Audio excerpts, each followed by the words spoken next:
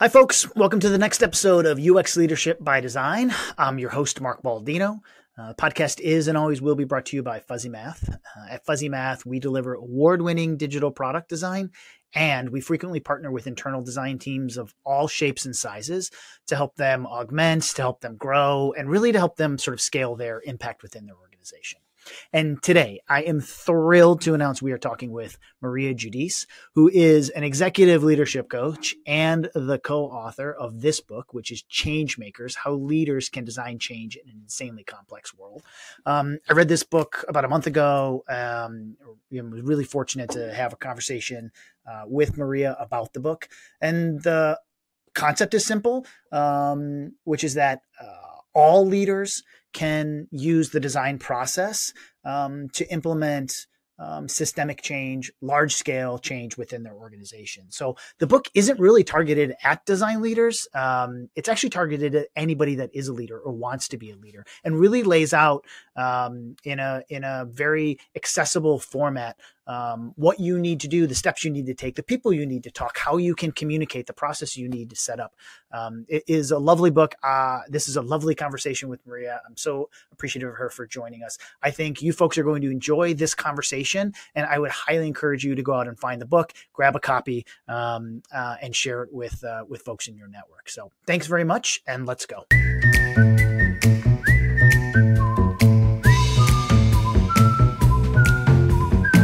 Maria, thanks so much for joining me on the podcast today. I'm so excited to be here, Mark, and it's a beautiful day right now. So where are you located? I'm located in Oakland, California. Okay. I was going to say, I feel like the East Coast and Chicago are mirrored in smoke right now. So I feel like it must be west of all of that.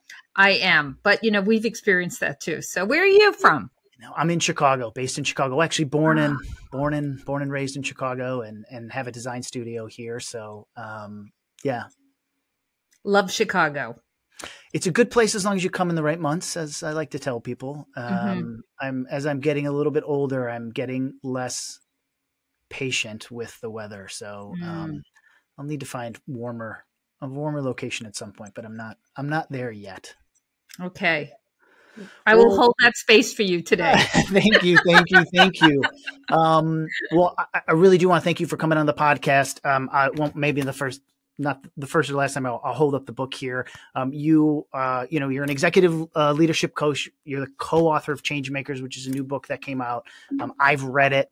I've sent it to some of my clients and dog-eared some pages that I thought that they would appreciate. I found the book really invaluable. And so I'm thrilled, frankly, to have you on the podcast.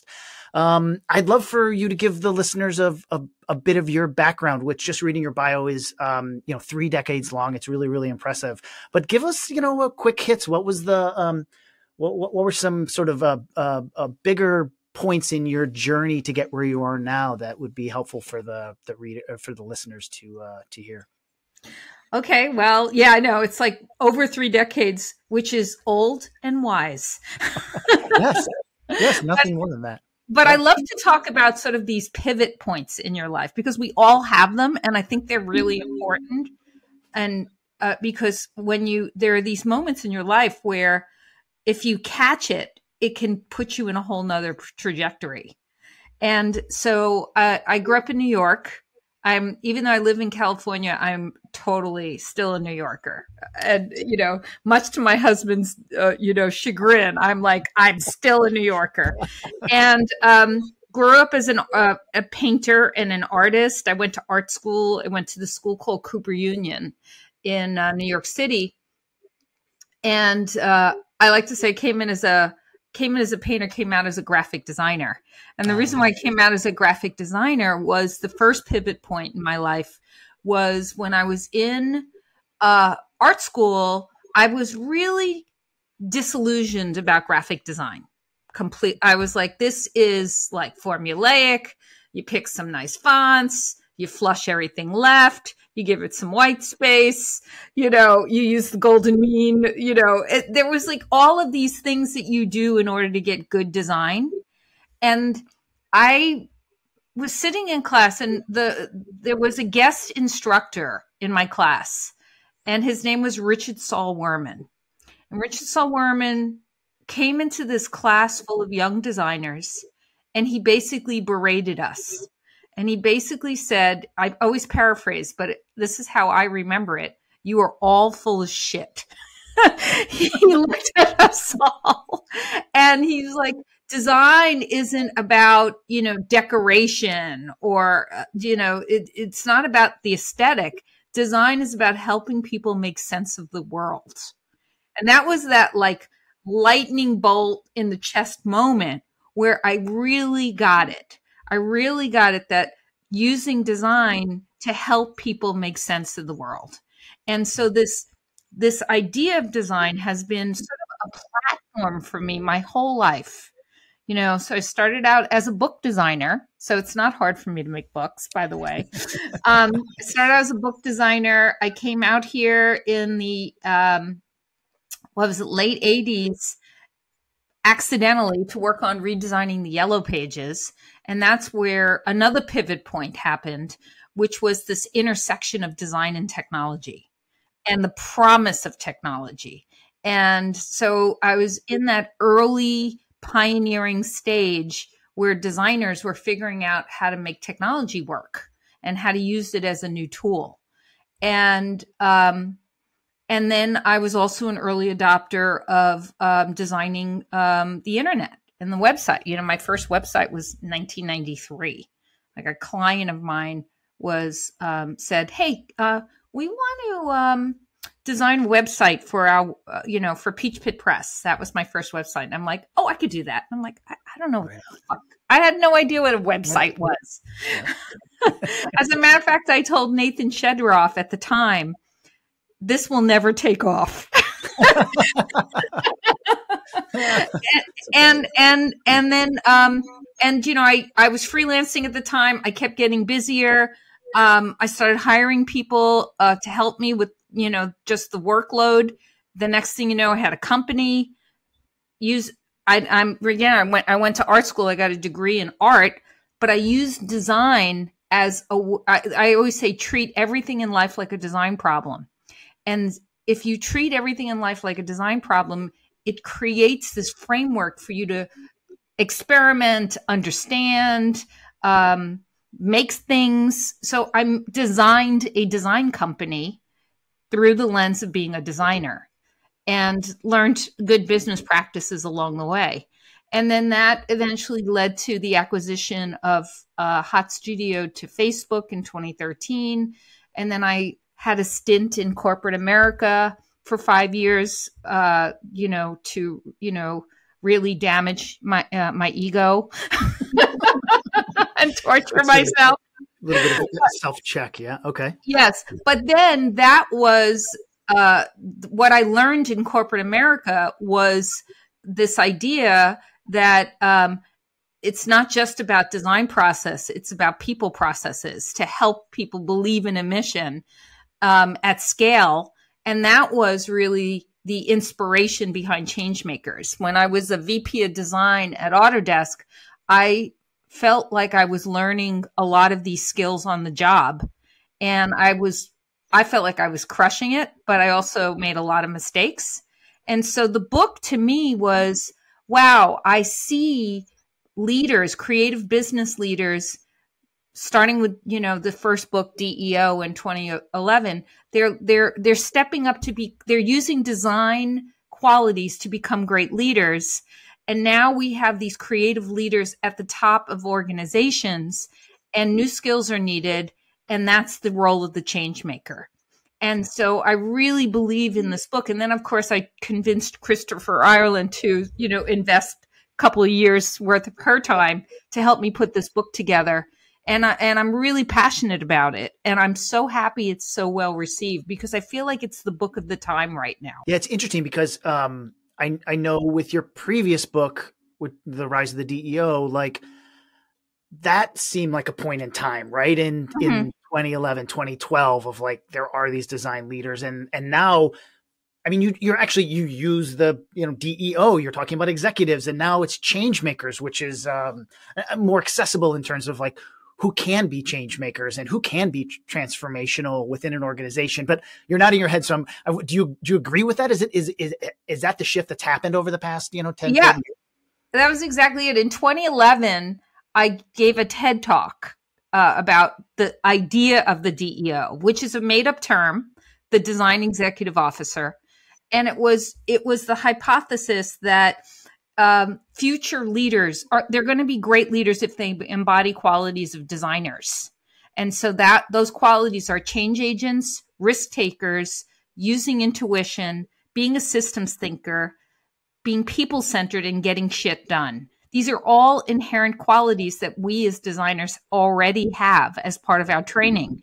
So if you apply those qualities to business and leadership, this is sort of the new model for leadership. And then if you think of the change maker, it's sort of like taking that change agent quality and going much deeper into it. And I feel like DEO was sort of a provocative idea of the future that came true 10 years later. And now this change maker role is, change makers have been around for, since the beginning of, the dawn of the age, right? But there are definitely this particular point in time, I feel like really requires people who are resilient, adaptable, courageous and optimistic to lead change, because our problems have just frankly gotten bigger and more complicated. Yeah. Do you think that those qualities you just mentioned need to be inherent in a leader in order to embrace becoming a change maker? I like to say that there's parts of the design process that I do think anyone can learn with certain capabilities. Let's take the visual arts component out of it, which I think sometimes is a natural talent, right? And people have to work at that very, very hard. But there's a lot of the design thinking and problem solving process that I do think is translatable. And so I work with lots of people, different backgrounds, that can embrace it. Do you think that's the same with change making, or is it something that's inherent in certain people that as long as they capitalize on it? Okay, great. Yeah, this book isn't a book for designers.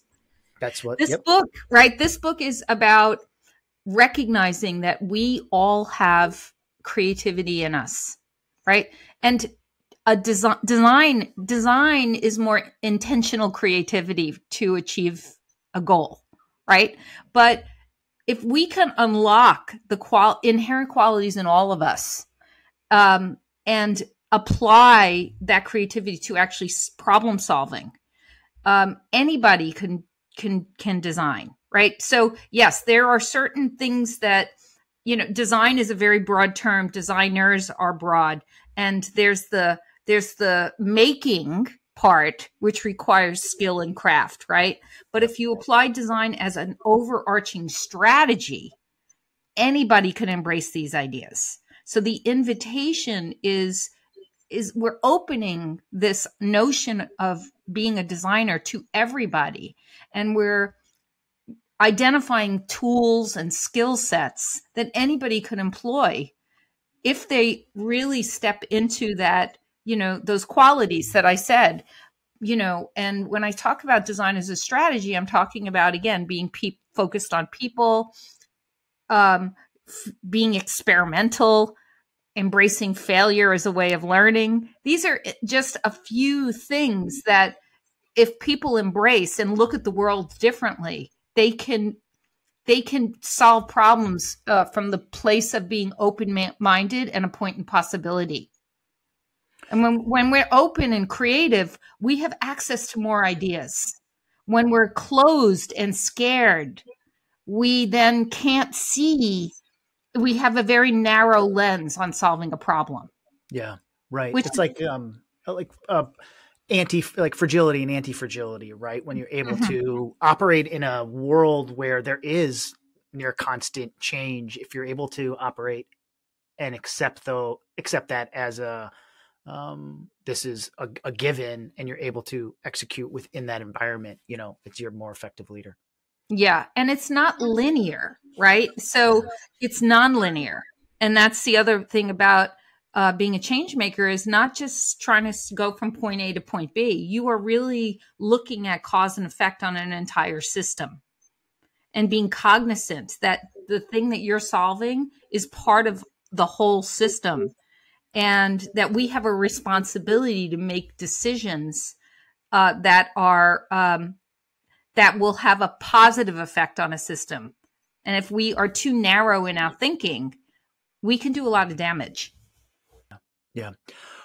I feel like the qualities that you're describing in order to be a change maker, they don't sound, that to me doesn't sound like revolutionary, but I do feel like people struggle either to recognize it in themselves, embrace it in themselves, capitalize on it. I just feel like the actual implementation, like people put a lot of barriers in front of them to like be a change maker or drive change or be very narrow in their thinking. Like, so I could read the book and then be like, this is, I don't know if I can do this, or this, yeah, this sounds nice. Like, what's your advice to people that are kind of getting in their own way, but maybe are in really, as you say, have a responsibility to drive change that's not at the tactical level, it's at the systemic level? Like, what's your advice to folks who maybe get, I don't know, I'll just use myself, that might get in their own way of being a change maker? Yeah. And you bring up such a good point. Like,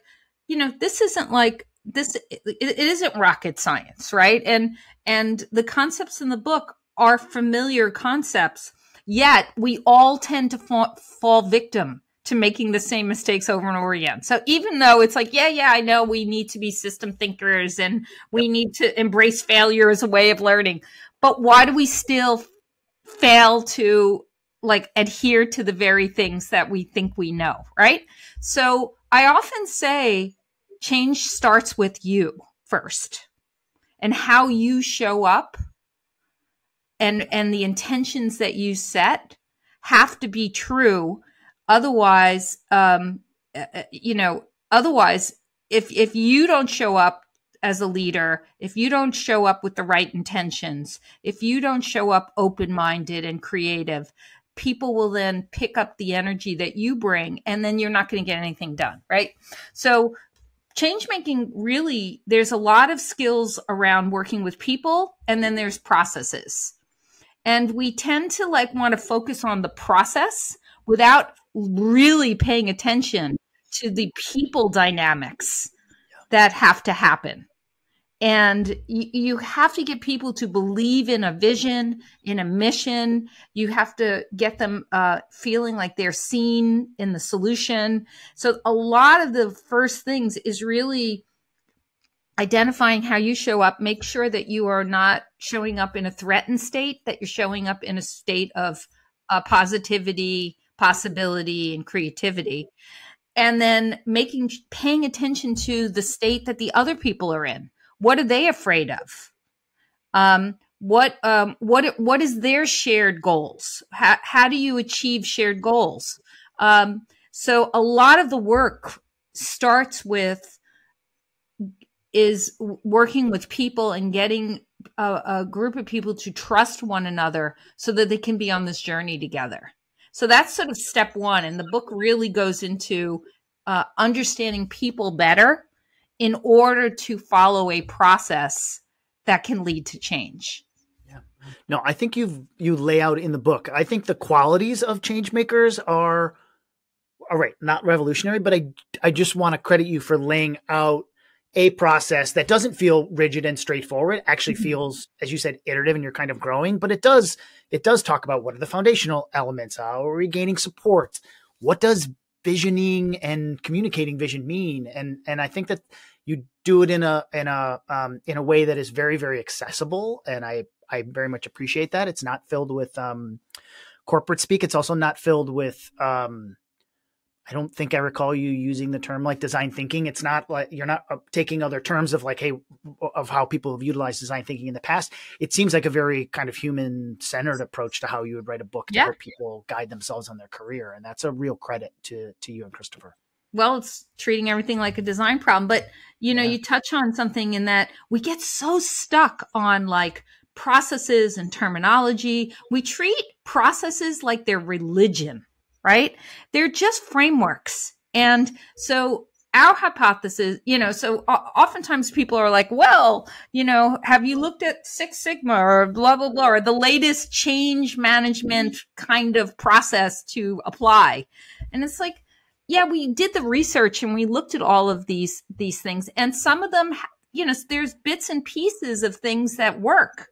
But we often say, what is the process that your team or company or institution is following, right? And integrate these ideas into that process so that it's not this thing that people have to like adopt or treat as a religion. So, the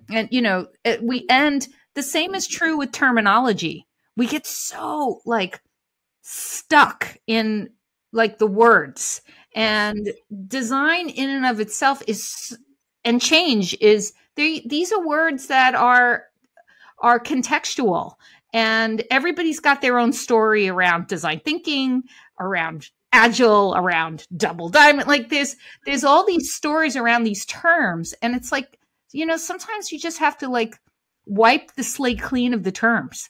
And oftentimes if the word design gets in the way in organizations, I say, don't use it. What is the term that is being used that is going to get people to be creative and collaborative and co-creative to work together? And it could be whatever word that makes sense to you. Yeah. But don't let the word get in the way of progress.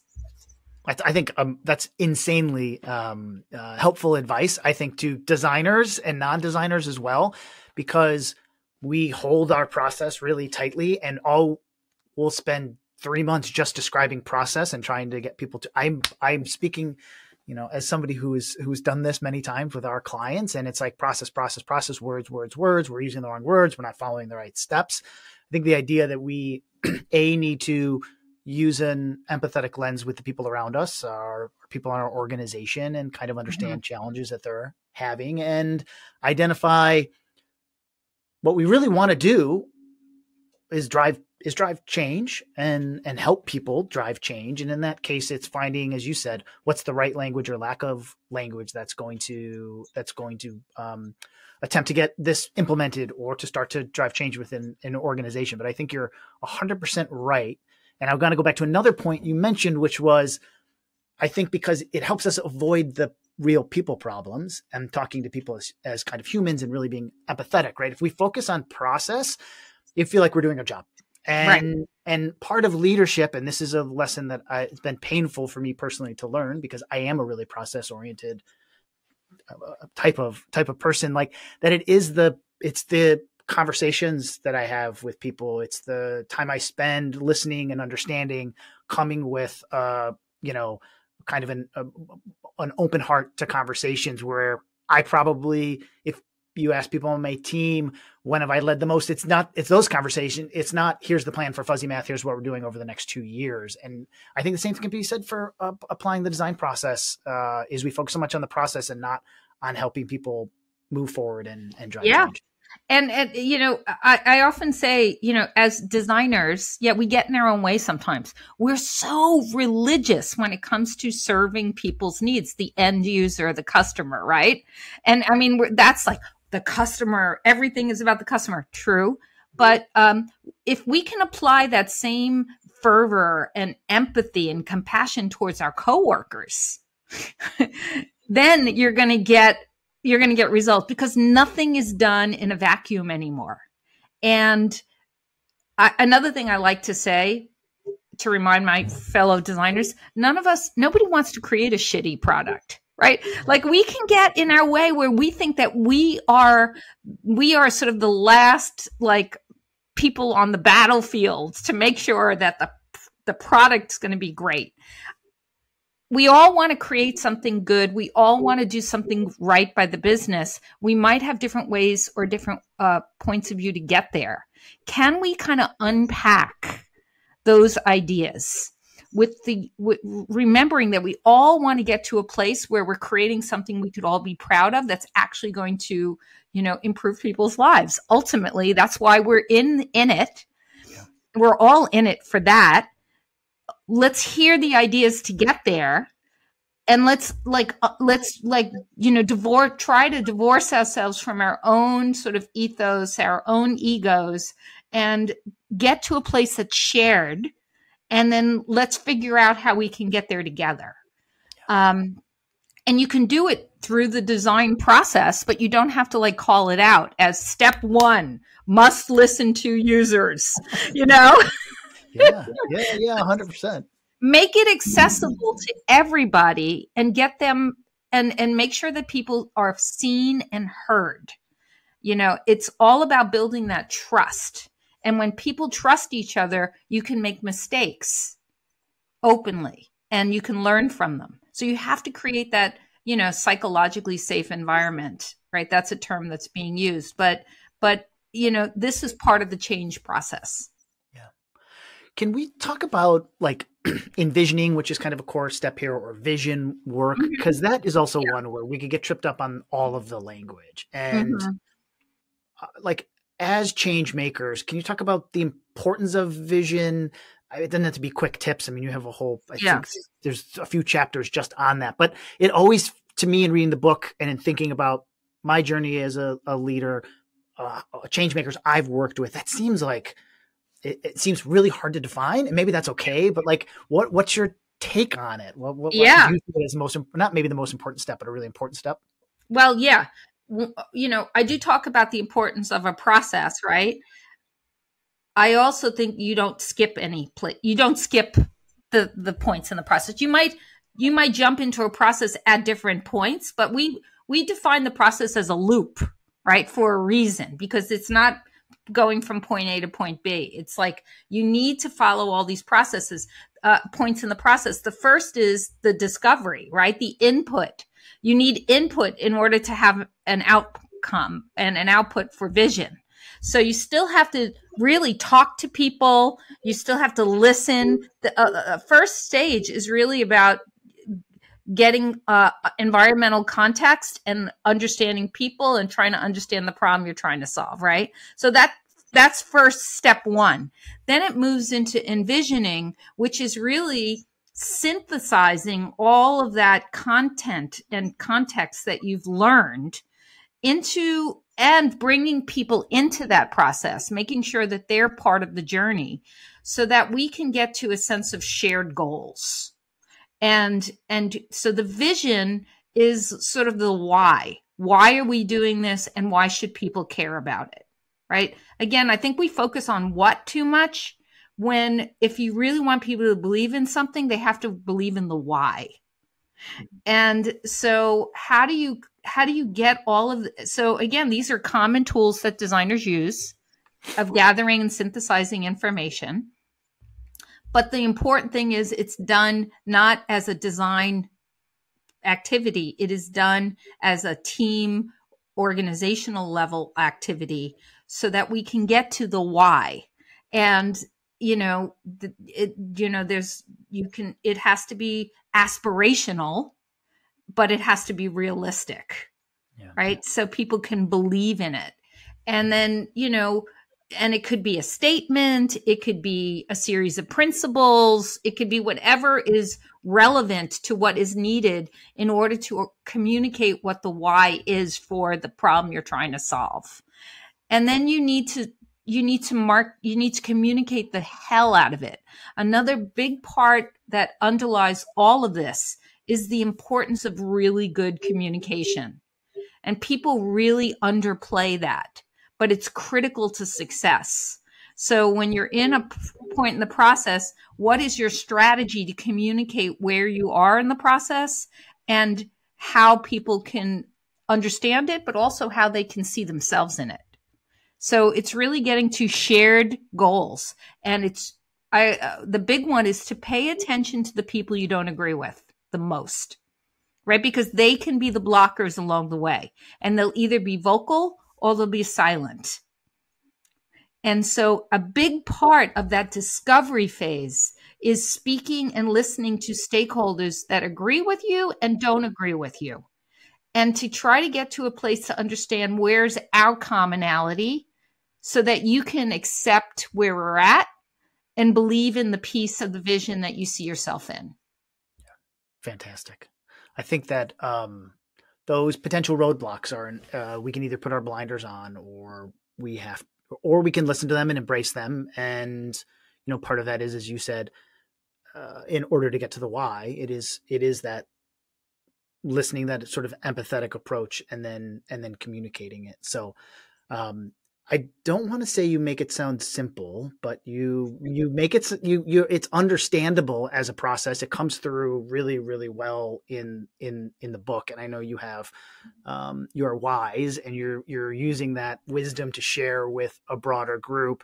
I think just a really, like I said, accessible, friendly way to extract the design process and apply it towards like broader change. And I really just want to applaud the effort and the book. And it's one that I've had for a few weeks now and referenced multiple times. And so I just want to say thank you again for writing the book with Christopher, for coming on the podcast and sort of sharing a bit of your wisdom with us.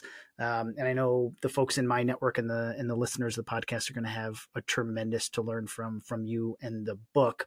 If people do want to find you, where should they find you? And the book, I'm pretty sure, is available anywhere we sell books. Yeah. I mean, I think the best way to find me these days is on LinkedIn.